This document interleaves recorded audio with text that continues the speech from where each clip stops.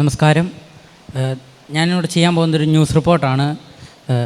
നാട്ടിൽ പുലി ഇറങ്ങി, അവരെ പിടിക്കാനായിട്ട് കുറച്ച് സിനിമാ താരങ്ങൾ രംഗത്തെത്തിയിട്ടുണ്ട്. അവിടുത്തെ രസകരമായ സംഭവങ്ങളാണ് കാണാൻ പോകുന്നത്. ആദ്യമായിട്ട് വന്നിരിക്കുന്നത് നമ്മുടെ മധുസാറാണ്. അദ്ദേഹത്തിൻ്റെ സൗണ്ട്. ഈ കടലിൽ പോയി വെമ്പൻ സ്രാവിനെ പിടിക്കുന്ന എനിക്ക് ഈ പുലിയെ പിടിക്കുന്നത് ഒരു നത്തോലിയെ പിടിക്കുന്ന പോലെ ഉള്ളൂ.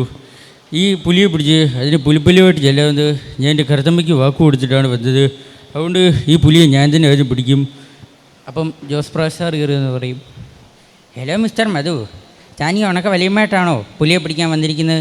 കടലിൽ പോയി മീനെ പിടിക്കുന്ന പോലെ അത്ര എളുപ്പമല്ല പുലിയെ പിടിക്കാൻ. തൻ്റെ കറുത്തമ്മയ്ക്ക് പുലിപ്പല്ല് പോയിട്ട് പുലിയുടെ പുല്ല് പോലും കിട്ടത്തില്ല.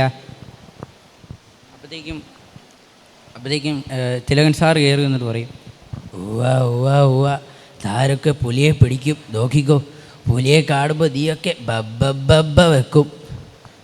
അപ്പം ജോസ് പ്രകാശ് സാർ പറയും, എന്നാൽ പിന്നെ ഈ പുലിയെ പിടിച്ച് അതിൻ്റെ മുതലക്കുഞ്ഞുങ്ങൾ കിട്ടുകൊടുത്തിട്ട് തന്നെ ബാക്കി കാര്യം.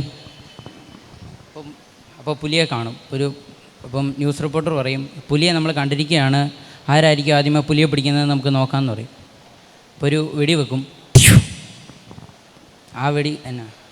അപ്പോൾ ജോസ് പ്രകാശ് സാർ വിസ്മയിച്ചിട്ട് പറയും, എൻ്റെ തോക്കിൽ ഞാൻ അതിന് ഉണ്ടിട്ടില്ലല്ലോ, പിന്നെ ഇത് ആരുടെ തോക്കിൽ നിന്നാണ് ഈ വെടിയുണ്ട വന്നത്? അപ്പം പീറ്റർ ഗ്രിഫിൻ അവിടെ നിൽക്കുന്നതാണ്. അപ്പം ജോസ് പ്രകാശ് സാർ പറയും, ഓ മൈ ഗോഡ്, പീറ്റർ ഗ്രിഫിനോ, താങ്കൾ ഇവിടെയും വന്നോ? അപ്പോൾ പീറ്റർ ഗ്രിഫിൻ പറയും, അടേടാ നാട്ടിനെയാടാ പുലിയെ വെടിവെച്ചിട്ടത്, നീയൊക്കെ എന്നിട്ട് അങ്ങ് നോക്കിയിരിക്കുമോ എന്നടാ? എങ്ങനെ ഉണ്ടായിരുന്നടാ എൻ്റെ ഉന്നം, സൂപ്പറല്ലേടാ അത്? അപ്പം ന്യൂസ് റിപ്പോർട്ടർ പറയും, ഇത്ര സിനിമാ താരങ്ങൾ ചേർന്ന് ശ്രമിച്ചിട്ടും പിടിക്കാൻ പറ്റാത്ത പുലിയെ പീറ്റർ ഗ്രിഫിൻ അതിസാഹസികമായി ഒറ്റയ്ക്ക് കീഴ്പ്പെടുത്തിയിരിക്കുകയാണ്.